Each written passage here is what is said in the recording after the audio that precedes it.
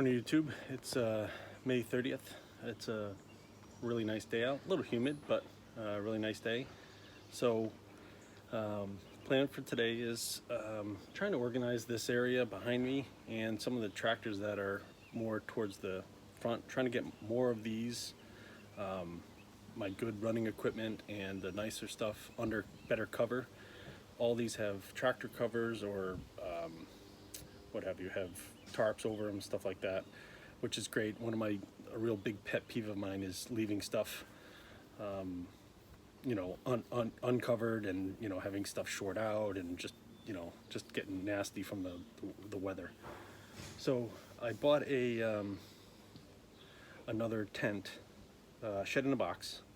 This is another one. I'm not gonna set this one up. I actually bought this one for kind of spare parts. So if you go on the website for Shed in a Box, you can buy all the tarps as a spare kit. But the problem is the whole thing on their website is more expensive than everywhere else. So instead of just buying just the covers, I went on Amazon and bought the whole kit. No, actually I went on Walmart and bought the whole kit for cheaper than what ShelterLogic was gonna sell just the tarps for. I think this 10 by 10 by 8 on ShelterLogic was like $380, and I'm like, no flipping way I'm paying that much just for the covers. Not that I need the metal, but I'm not gonna flip and do that either. So this was I think $2 something on Walmart delivered. I think it was like $2.50. So what I'm gonna do is, since I wanna get everything organized, I wanna actually get this, like I said, the good stuff, the stuff that I like, get it under cover. I want to free some space up there. The only way to free up space in there is to get stuff out of there. And I don't want to just drag stuff over in this area and just make this all cluttered. So what I want to do is, store stuff behind. So let's take a quick trip here behind the shed to see what we have. So I store a little bit behind here, just some totes. Tote here and some other stuff. So my plan is, so I have all this space right here.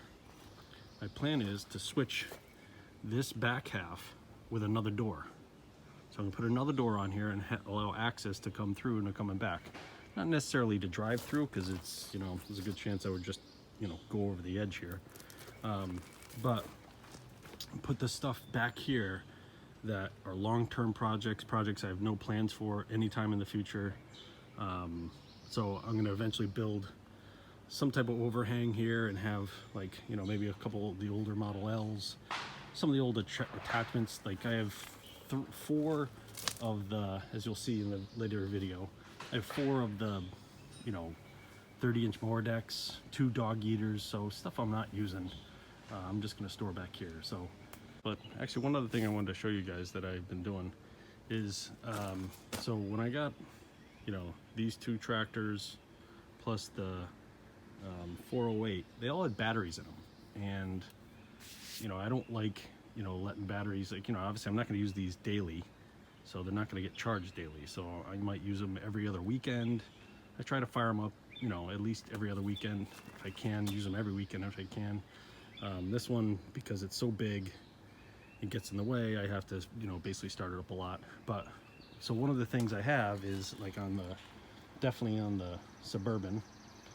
So on the Suburban, these 3, and then actually the tractors in here, they all have the Schumacher trickle chargers. So I bought 2 or 3 of those a few years ago, and I've had really good luck with them. Now I've bought a few more because I have many more tractors with batteries on them that I don't want them to go bad. And I don't like using the jump pack. The only thing I use the jump pack for is my piece of shit Murray that it's got a bad battery in it, and I'm not about to put a good one in that. But here's what I wanted to show you. So I have, these, there's a couple reasons why I like these Schumacher chargers. These are the ones that have, here, I'll show you. These are the ones that have all the main power pack right there. It goes right into the wall, and then it's got a nice long, I think maybe 10-foot cord that goes, that you clip. Some of these other ones have like the plug, and then the wire goes for distance, then the power pack, then it goes to the wires. And it's just like, I don't like that power pack sitting like, you know, in the middle. It's kind of annoying. So I've got these strips. I got another one in there, but I like it because I can put, you know, if I have to put a bunch of these, I can put a bunch of these. It just gives me options. I don't put a lot. I don't strain this shed with a lot of power, so I don't mind having those long strips. But here's what I want to show you. Sorry, long-winded. So all these threes have triple chargers on them, but because I am still distance away from the power, they're not going to reach. Like, even though they're 10 feet, they're not going to obviously reach. So here's what I came up with. So basically have a power cord, outdoor power cord, going into this box to this. So I have these three trickle chargers, which, as you can see, none of them are turned on right now because they're decent batteries. That one actually, there you go, that one just turned on. I'll probably turn off in a second. Anyways, so I have them in here. So I basically just drilled a hole, slipped it through, cut a slot, and then slipped it through. These things, I've had a bunch of, you know, rainstorms recently, so, and these never get wet. And even if they put out a little bit of heat, like say, because the three of them are all running, this is big enough not to really contain the heat. So I've been doing this for, you know, about 3 weeks now. It's been great. They don't get warm in here. It's rained a bunch of times, and as you can see, there's no water in here. This is just an old bucket I had. So, hey, this is a little solution that I threw out there that works well, and it works for me. So now, time to get to, you know, what I actually want to do today, which is start taking the walls off of this. I gotta tell you, I definitely love this 18G. This thing's a beast.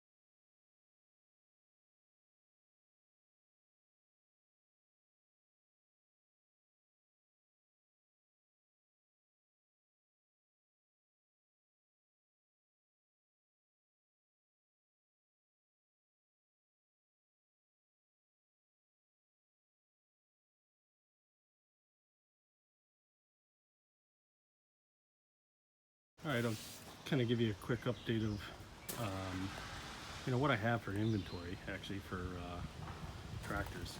So, so I have the Murray, which is the far one, the Suburban Gravely 18.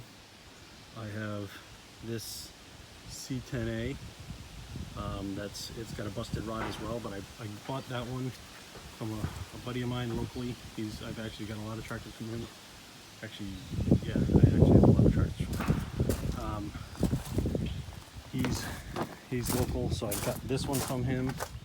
I got the 5665 from him. I've gotten parts from him, and I've also gotten just a Model L in the back from him. This one as well is from him. This is my first Gravely ever that I got from my dad. It actually has a lot of people are like, oh, it's a brass tag. A lot of them are not. They're just aluminum. Like, that is an aluminum tag. This is a brass tag. It's still a mutt tractor. Like this one is a 1941. If you look at the tag, it's 4675. This is not a 1941. I wish it was, but it's not. It's kind of a mutt tractor that my dad, you know, fixed different times and got a different shroud, and so I think it's just I think this is a 6-horse. It's not even a 5-horse. But I've used it. It was my first Gravely ever, so it has sentimental value to it because it's got, It's from my dad. It's got wooden handles, which I love. No governor on it, so it's kind of my first Gravely ever, so I kind of hold on to it. I actually might try to see if I can start it this year. I haven't started in probably at least 4 or 5 years. So, but this is again from my buddy locally. I got this one a few years back when I just had my only one. I picked this up from a guy recently, or a guy locally who I haven't seen in a few years. But I got that from him, and I got the brush hog. I have 2 dog eaters. There's 2 other Gravely's in the back that are in pieces. There's a 53 and a 54. So the tall one right there is a 53 from my uncle.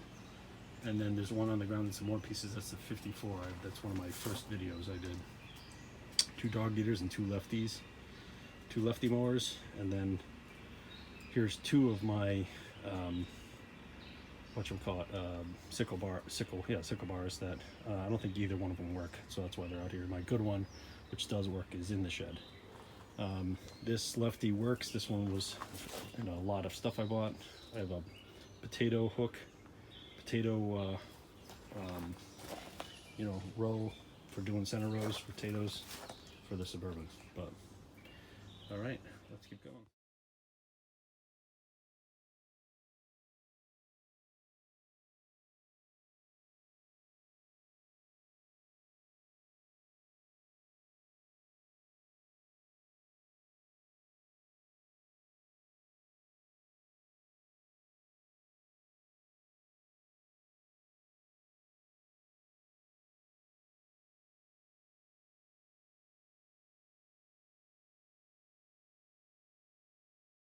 So I was talking with my wife, who,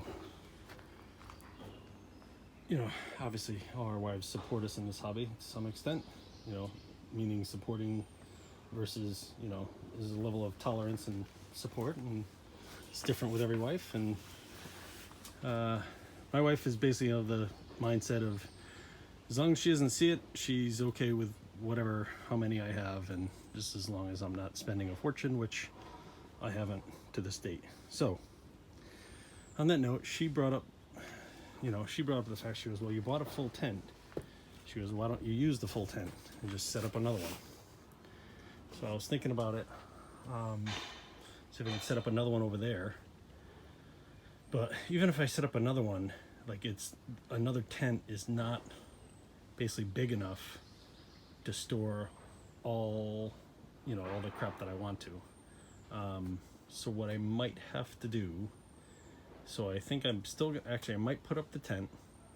I might see if I can get a better way of opening this back door, just to, just make it easier. So I don't have to undo the frame and stuff like that every time I want to do it. But I am going to store all that stuff behind here. And I'll make another addition on the back side of this to store it. So I think I'm still gonna do that, and so that'll free up that 10 foot by say 3 to 4 foot space for some stuff. So my big thing is I don't want to store any of these tractors out in the elements, at least definitely not for the time being. Like I said, it's a pet peeve of mine. The attachments, I'll throw a tarp over those, and hopefully just secure them real well that way. So I think that's the plan for now.